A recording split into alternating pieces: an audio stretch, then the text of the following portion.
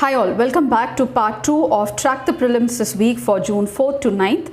Let's get into the 26th topic for the prelims that made news that week, and it is regarding the wrestlers' protest at Delhi regarding the sexual assault with the wrestlers by the president of the Wrestlers Federation of India, and he was charged under the Sexual Harassment at Workplaces Act. There was a discussion that many of the sports federation and sports bodies do not have an internal complaints committee. What exactly is this committee?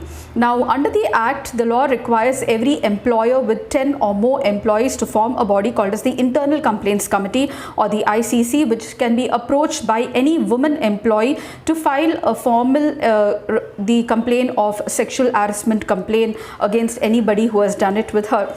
Now, this body is headed by a woman and has certain members. If the employee fails to constitute an internal complaints committee according to the Act and does not abide by any of the provisions as well, they must pay a fine up to 50,000 rupees, and which can be increased for repeated offences as well. Apart from this, the Act mandates every district to create in the country a local committee now to receive complaints from the women working in firms with less than 10 employees and from the informal sector, including domestic workers, home-based workers, voluntary government social workers, and so on. So this is the provision provided by the Sexual Harassment of Women at Workplaces Prevention, Prohibition and Redressal Act 2013. So 2023 is the 10 years of this act, and there was an analysis about the working of this act in protection of women, especially at workplaces, and this was the news in the wrestlers protest that was happening at Delhi. In number 27 is the Cabinet Committee of Economic Affairs increased the MSP for the Kharif season now, and this MSP is based on the recommendation of a body called as the Commission of Agriculture Costs and Prices. The MSP is fixed on the recommendation of the Commission of Agriculture Costs and Prices, an apex advisory body for pricing under the Ministry of Agriculture. Now, the MSP is a form of a market intervention by the Government of India to ensure agriculture producers receive the price that the government decide in case of any fall in farm prices. The minimum support price is announced by the government at the beginning of every sowing season, that is Rabi and Kharif, on the basis of the recommendation of this body called as the Commission for Agriculture Costs and Prices. MSP is fixed by the Government of India to protect the producers, that is the farmers, against any excessive fall in price during a bumper crop production. The MSP is decided, and they have decided to keep it at 1.5 times at the cost of the weighted average cost of production. So many factors are taken into consideration: the cost of production, the inputs, etc. by the farmer while deciding at the MSP. The minimum support prices are a guaranteed price for procurement by the government, which is paid by the government, especially when Food Corporation of India procures the food grains from the farmer by the MSP. And there was an organization which said that the MSP is not linked to the real prices, so there are certain criticisms as well. And presently, the MSP is fixed for 23 food products by the Commission of Agriculture Costs and Prices. And the number 28 is the Biparjoy cyclone now, which was in the west coast of India in the Arabian Sea. It is the cyclone which is named by Bangladesh, and Biparjoy in Bangladesh means disaster. So it was said that the warm Arabian Sea, the factors that were defined by the IMD for the formation of the cyclone was warm Arabian Sea, a weak monsoon offset, and a favorable Mandan-Julian oscillation in the Indian Ocean that was favoring the cyclone. Now, the Indian Institute of Tropical Meteorology is situated at Pune, and it issued a yellow alert warning because the cyclone turned into a severe cyclonic storm. So there are 4 colors that are used by the IMD to issue a cyclonic warning, that is green when all is well, and yellow is nothing but be aware of, and orange means be prepared, and red means highest level of warning which is given by the authorities to take action in case of a cyclone. And at number 29 is now the government allowed 2,000 primary agriculture credit societies to open something called as a Pradhan Mantri Bharatiya Jan Aushadhi Kendras across the year and across the country by the year end. So what are the primary agriculture cooperative societies? So the cooperative credit institutions are divided into rural cooperative credit institutions and urban cooperative credit institutions. The rural cooperative credit institutions provide both short term and long term. In short term, you have the state cooperative bank, district central cooperative bank, Bank and the primary agriculture credit societies. And in long-term structure, you have the state cooperative agriculture rural development banks and the primary cooperative agriculture rural development banks. Now, these primary agriculture societies which are allowed to open the Pradhan Mantri Jan Aushadhi Kendras. At number 30 is what exactly are the Pradhan Mantri Jan Aushadhi Kendras. Now, these are the kendras that are opened under a program or a campaign launched by the Government of India to provide medicines at a very less cost to reduce the out-of-pocket expenditure for the people in the country. It was launched under a program called as the Pradhan Mantri Jan Aushadhi Pariyojana, which was started in 2008 by the Department of Pharmaceuticals in association with the Central Pharma Sector Public Undertakings. Now, to provide quality medicines at affordable prices to the masses through dedicated outlets, and these outlets are called as the Pradhan Mantri Bharatiya Jan Aushadhi Kendras or PMBJK. Now, they provide generic medicines and not the regular medicines, so they provide generic medicines at very less cost. The Jan Aushadhi scheme requires at least one Jan Aushadhi store to be set up in each district of the country, and the government has recently revamped the Jan Aushadhi scheme in 2015 as Pradhan Mantri Jan Aushadhi Yojana or PMJAY. At number 31 is the State Food Safety Index that was released by the Minister of Health Mansukh Mandavia very recently. So this is the 5th State Food Safety Index, and the winners are in different categories. So Kerala, Punjab, Tamil Nadu were awarded in the large state category, Goa, Manipur and Sikkim in the small state category, Jammu and Kashmir, Chandigarh and Delhi got awards in the Union Territory categories. At number 32 is what exactly is the Food Safety Index, and it is released by an organization called as the Food Safety and Standards Authority of India. It started in 2018 and 19, and the Food Safety Index serves as a tool to propel the states and the union territories to enhance their performance and establish robust food safety ecosystem within their jurisdiction. Now, the index measures the performance of the state on 5 different parameters of food safety, and they include human resources and institutional data, 2 compliance, 3 food testing infrastructure and surveillance, 4 training, and 5 capacity building and consumer empowerment. Now, it aims to create a positive and a competitive change in the food safety ecosystem. The index helps to provide safe and nutritious food to the citizens of the country. And at number 3 is similarly the Eat Right Challenge. Now, the Eat Right Challenge was started by an organization that is the Food Safety and Standard Authority of India to promote and encourage healthy eating habits among the people of the country. And there is something called as Eat Smart Cities Challenge also, that is run by the Food Safety and Standards Authority of India last year in association with the Smart Cities Mission under the aegis of the Ministry of Housing and Urban Affairs at the center. At number 34 is the India-US Strategic Trade Dialogue. Now, this was started very recently, and it is a dialogue that will also help in streamlining the export control regimes for critical technologies. Now, India and US recently started this US Strategic Trade Dialogue. It's a new mechanism among the many more dialogue mechanisms between India and US, and the dialogue mechanism is key to take forward the strategic technology and trade collaborations envisaged by India and US under the initiative of critical and emerging technologies that I spoke about in part 1 of the session. And at number 35, Manipur has been under curfew. So what exactly is a curfew? It is nothing but an order issued under section 144 of the Indian Penal Code, and it restricts the congregation of 5 or more people within a particular area. Now, under this law, anyone found in violation or booked for disobeying a public violation of this section can be booked under section 188 for disobeying a public servant. Curfew is the power to impose a curfew rests with the collector and the police commissioner.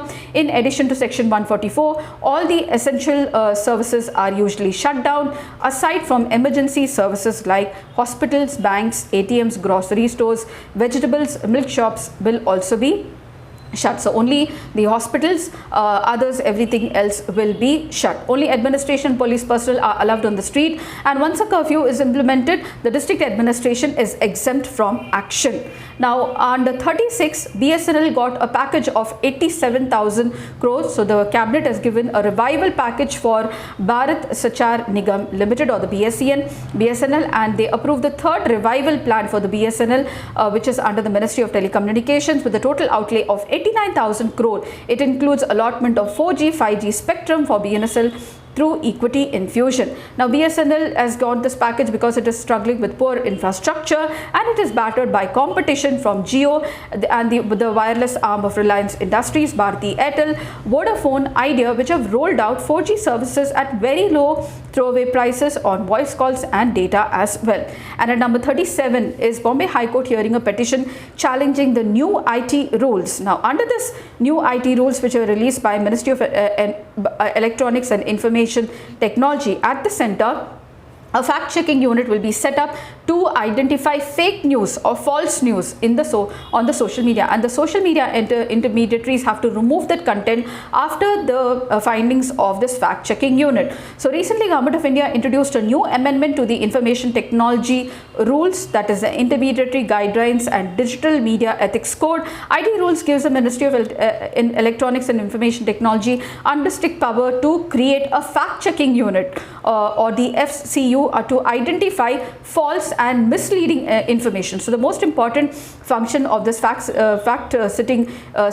checking unit is to identify misleading or false information regarding the government, and the social media intermediary like Twitter, Facebook, WhatsApp, many platforms etc. have to remove that news which is identified as fake, and the intermediaries will have to be removing this information on the directions of this fact-checking unit, leaving only the state to determine whether it is true. And this has come under criticism because the state itself recently wanted to appoint the Public Information Bureau as a fact-checking unit for misleading or false information. The new regulation gives the government the power to decide what is bogus and exercise censorship by compelling the intermediaries to remove the posts which they call as fake or false.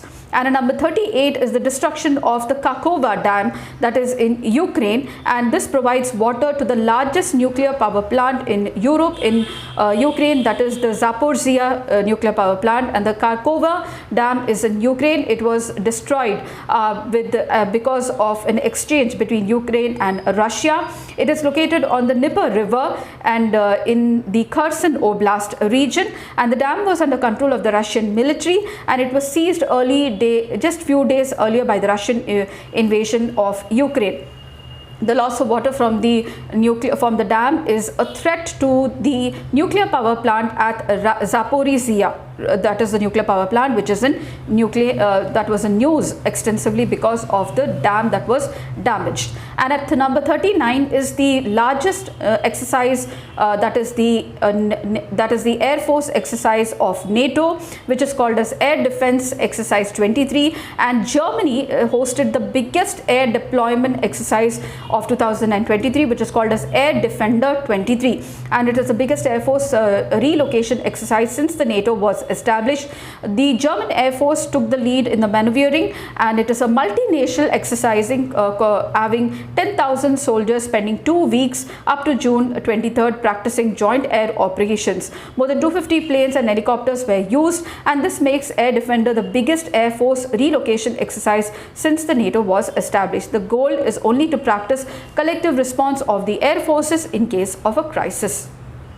At number 4, at 40 is RBI announcing the monetary policy. So the repo rate was kept unchanged for the second time, and the RBI said that this decision was taken to ensure price stability. So this decision was taken based on the factors such as the headline inflation by the RBI, and it will remain the headline inflation is not reducing, and therefore they have decided to keep the rates unchanged. And this was decided by the Monetary Policy Committee of the RBI on the basis of an assessment of the current and the involving macroeconomic situation. On June 8th, they decided to keep the policy of the repo rate under the liquidity adjustment facility unchanged at 6.50%. Now this so at 41, what exactly are the instruments of the monetary policy? There are two type of instruments of the RBI's monetary policy. They are the quantitative instruments and the qualitative instruments. The quantitative instruments are the rates which the RBI regulates, the monetary policy committee decides. So they are the bank rate, repo rate, marginal standing facility rate, reverse repo rate, cash reserve ratio, statutory liquidity ratio, and the open market operations as well. And at the qualitative side are the margin requirement, rationing of credit, consumer credit regulation, rationing of credit, moral pressure, and also direct action as well.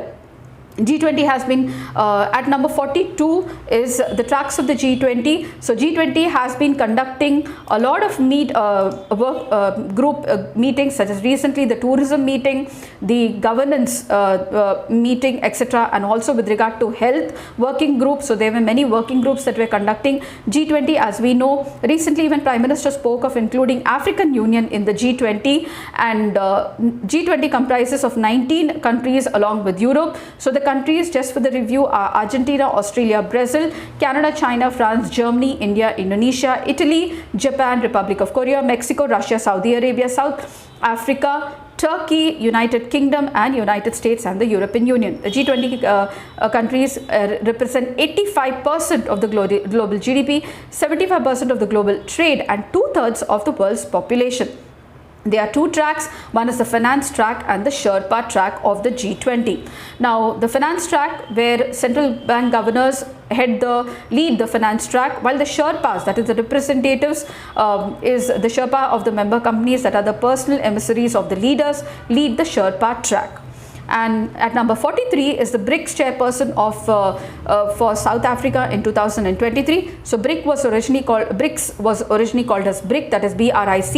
It is an acronym for the regional economies of Brazil, Russia, India, and China, which in 2010 and included a letter S. So in 2010, BRIC became BRICS with the addition of South Africa. And the original of this term was coined in 2001 by the economist Jim O'Neill. He said that the joint economies would be dominating the global economy by 2050. So Brazil, India, Russia, and China would dominate the world economy by 2050, and this is how this organization got its birth. In 2011, South Africa President Jacob Zuma attended the 2011 BRICS summit at Sanya in China, and it was at Sanya that South Africa became a permanent member of the BRICS grouping. At number 44 is now the International Conference on Space Spacecraft Mission Operations that was held recently, where the ISRO chairperson spoke of Chandrayaan 3 being launched in the mid-July, Gaganyaan, and also Aditya 1. These are the new projects of ISRO and the most talked about. So in the second phase of the Chandrayaan program, so there was Chandrayaan 1, Chandrayaan 2 led to demonstrating of soft landing on the moon, and ISRO said that Chandrayaan 2 was the ISRO sent Chandrayaan 2 was launched on a vehicle called as a Launch Vehicle Mark 3, or the GSLV Mark 3, which is previously called, consisting of an orbiter, lander, and a rover. However, the failed operation of Chandrayaan 2 did not lead to the soft landing. It crashed, and therefore the rover could not take place. This is now going to be done in the Chandrayaan 3 program. So what has failed in Chandrayaan 2 will be taken up in Chandrayaan 3, where we'll have soft landing and also a rover on the surface of the moon. Aditya 1, so Aditya L1 is the 45th most important prelim point. So Aditya L1 is the first space-based Indian mission to the sun.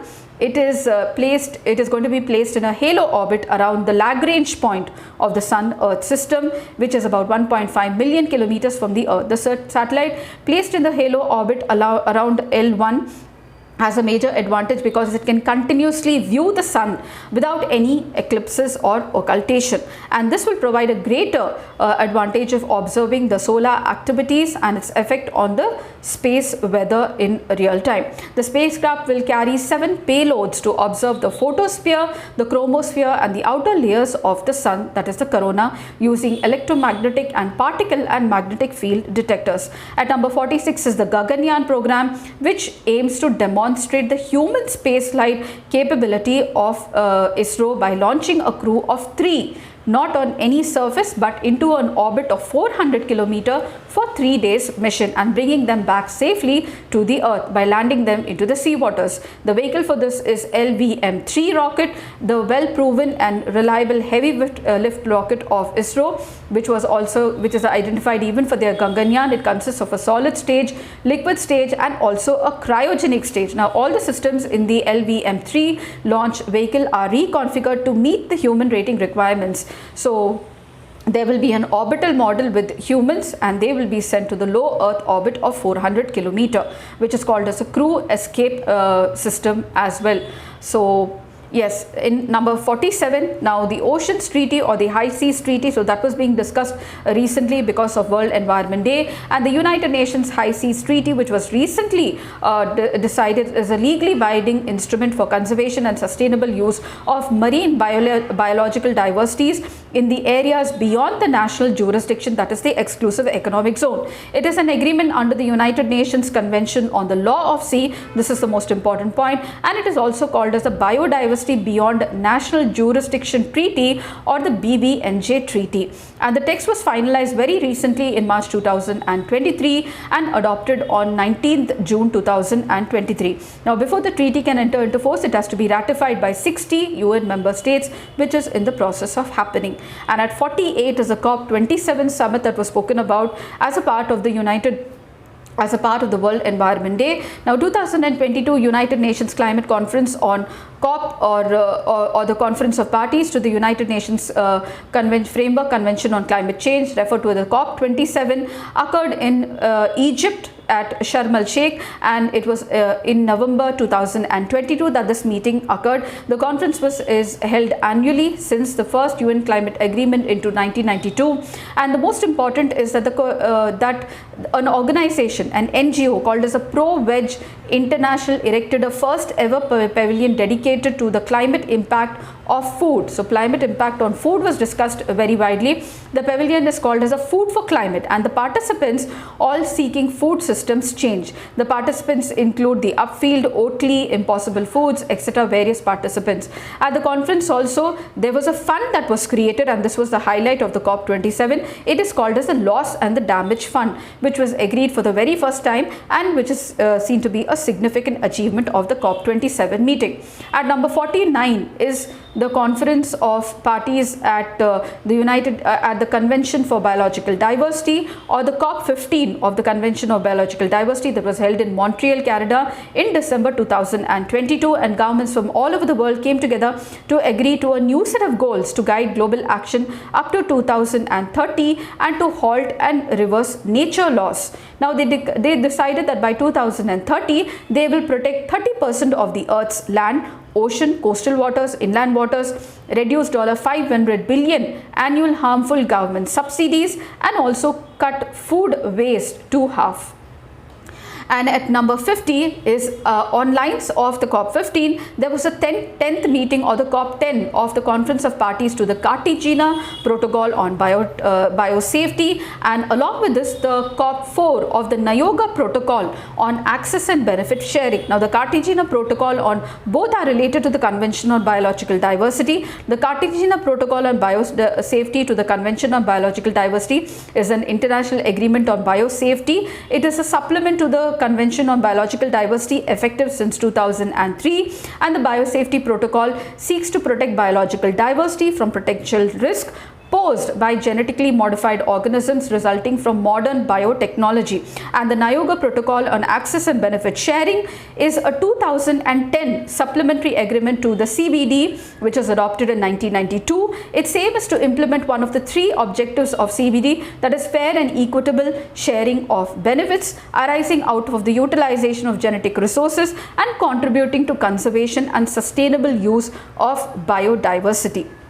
So with this we end the 50 most important prelims that you need to track for the week, that is from June 4th to June 9th, and I hope this really was helpful to you all, and I shall see you in my next session for tracking the prelims from June 9th to the next 1 week, and until then, it's very happy learning.